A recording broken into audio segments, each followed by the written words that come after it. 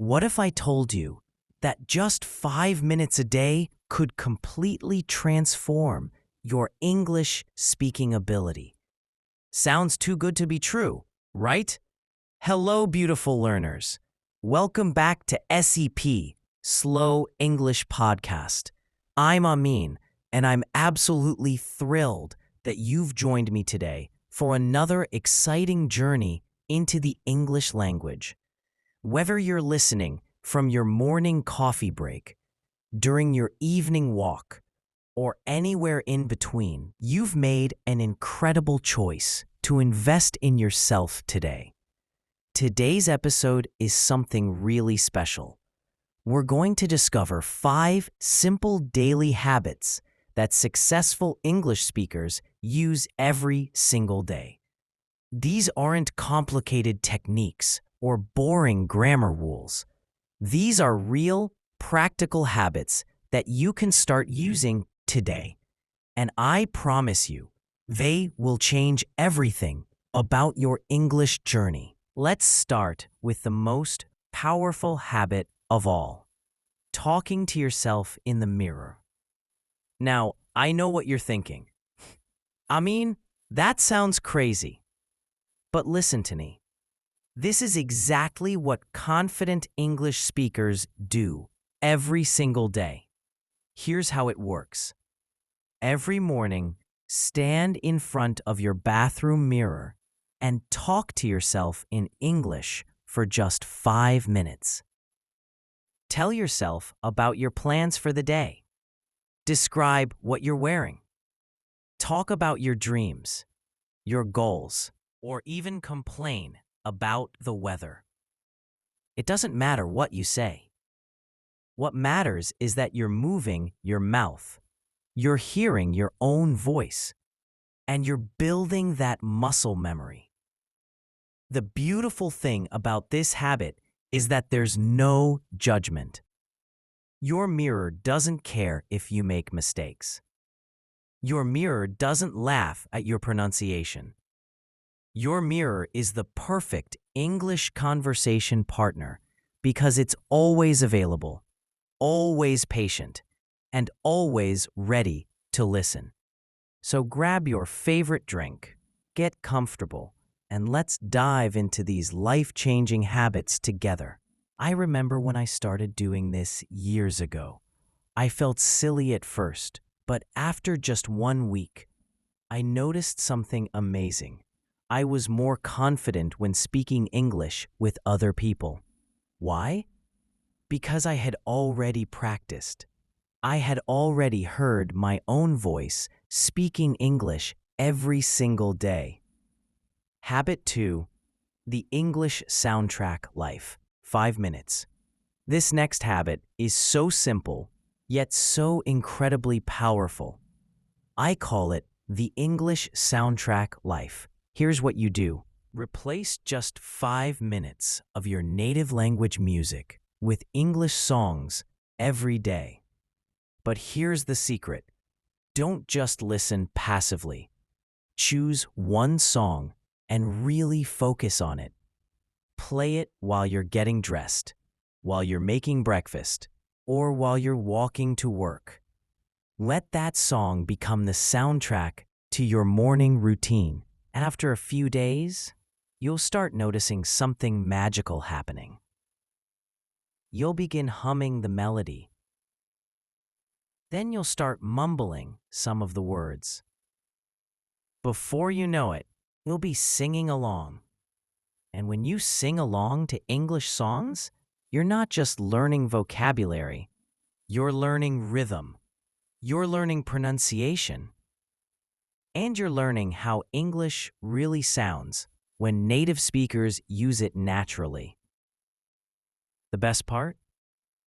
Music sticks in your brain like glue. Those English phrases and words will pop into your head at random moments throughout the day. It's like having a personal English teacher whispering in your ear all day long. Habit 3. The one-sentence story, 5 minutes. Now, let's talk about writing. But don't worry, I'm not asking you to write essays or long paragraphs. This habit is called the one-sentence story, and it's incredibly simple. Every evening, before you go to bed, write just one sentence in English about your day. But here's the twist. Make it interesting. Don't write, "I had a good day." Instead, write something like, "Today, I discovered that my neighbor's cat speaks 3 languages but refuses to teach me any of them." Be creative. Be funny. Be dramatic. The goal is not to write perfectly. The goal is to think in English and express your thoughts in a fun, engaging way. Some days, your sentence might be serious. Today, I realized that learning English is like planting a tree. It takes time, but the shade it provides is worth every moment of patience. Other days, let your imagination run wild. If my English vocabulary was a superhero, today it learned how to fly, but it still crashes into buildings sometimes. This habit does 3 incredible things for your English. First, it makes you think in English every single day. Second, it helps you practice grammar naturally without studying grammar rules. Third, it creates a beautiful record of your English journey that you can look back on and smile. Habit 4, the curious observer. 5 minutes. This habit is perfect for those moments when you're waiting.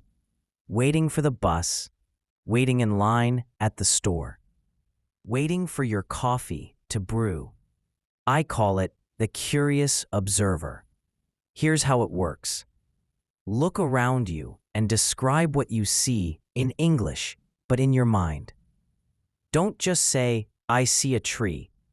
Be specific and curious. I see a tall oak tree with green leaves that are dancing in the gentle breeze. There's a small bird sitting on one of the branches, and it looks like it's having a very important conversation with itself. The key word here is curious. Be curious about colors, shapes, sounds, and feelings. Ask yourself questions in English. Why is that woman walking so fast? Where do you think she's going? What's in that mysterious bag she's carrying? This habit trains your brain to think in English automatically. It also builds your descriptive vocabulary naturally. Instead of memorizing lists of adjectives, you're learning them in context, in real situations, connected to real images and experiences. Habit 5, the gratitude bridge. 5 minutes. Our final habit is my personal favorite, and I call it the gratitude bridge. Every night, just before you fall asleep, think of 3 things you're grateful for from your day, but express them in English. Here's the beautiful part.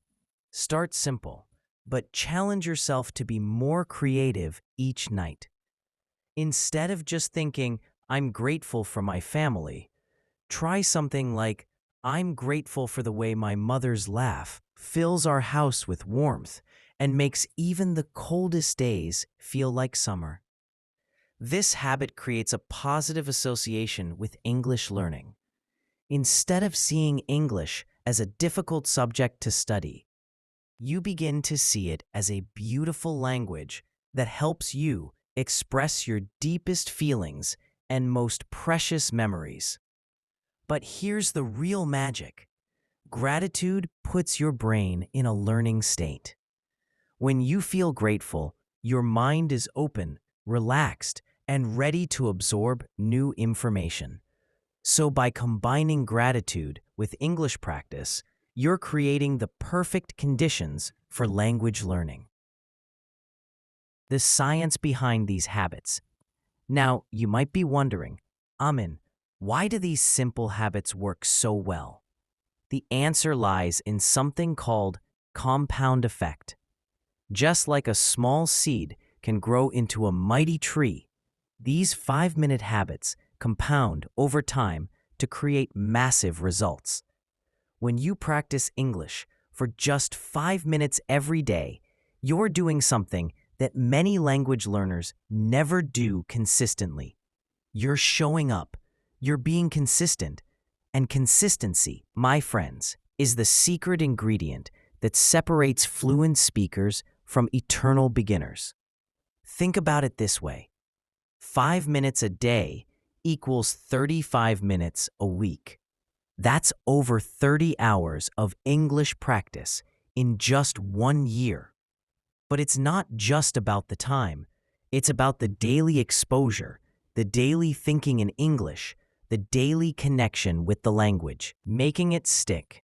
Here's how to make these habits become automatic. First, attach each habit to something you already do every day.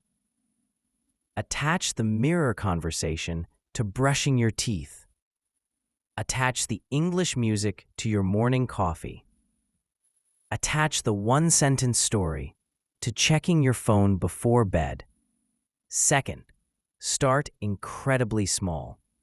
If 5 minutes feels too long, start with 2 minutes. If 2 minutes feels too long, start with 1 minute. The goal is to build the habit first, then increase the time later. Third, track your progress. Get a simple calendar and put a check mark for each habit you complete. There's something incredibly satisfying about seeing those check marks add up day after day. And finally, be patient with yourself. Some days will be easier than others. Some days you might forget a habit or two. That's perfectly normal and perfectly human. The key is to never give up.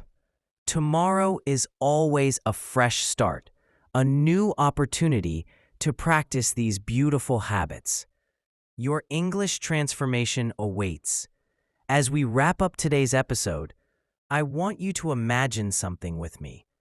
Imagine yourself 6 months from now. You've been practicing these 5 simple habits every single day. How do you think your English will sound? How confident do you think you'll feel when someone starts a conversation with you in English? I can tell you exactly what will happen, because I've seen it happen hundreds of times. Your pronunciation will be clearer. Your vocabulary will be richer. Your confidence will be stronger. But most importantly, the journey of 1,000 miles begins with a single step. These 5 habits are your first 5 steps toward English fluency. They're simple, they're fun, and they work. But they only work if you use them. Call to action. So here's what I want you to do right now, today, before you do anything else. Choose one habit, just one, and commit to doing it for the next 7 days. If you're feeling brave, choose 2 habits, but don't try to do all 5 at once.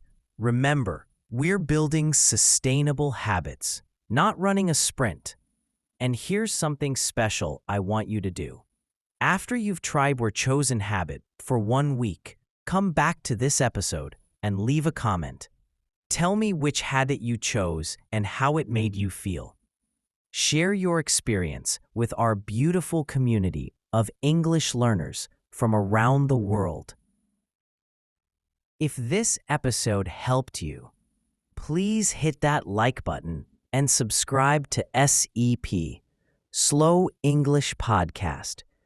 Your support means the world to me and helps me create more content to support your English journey. Remember, my wonderful English learners, fluency isn't about perfection. It's about connection.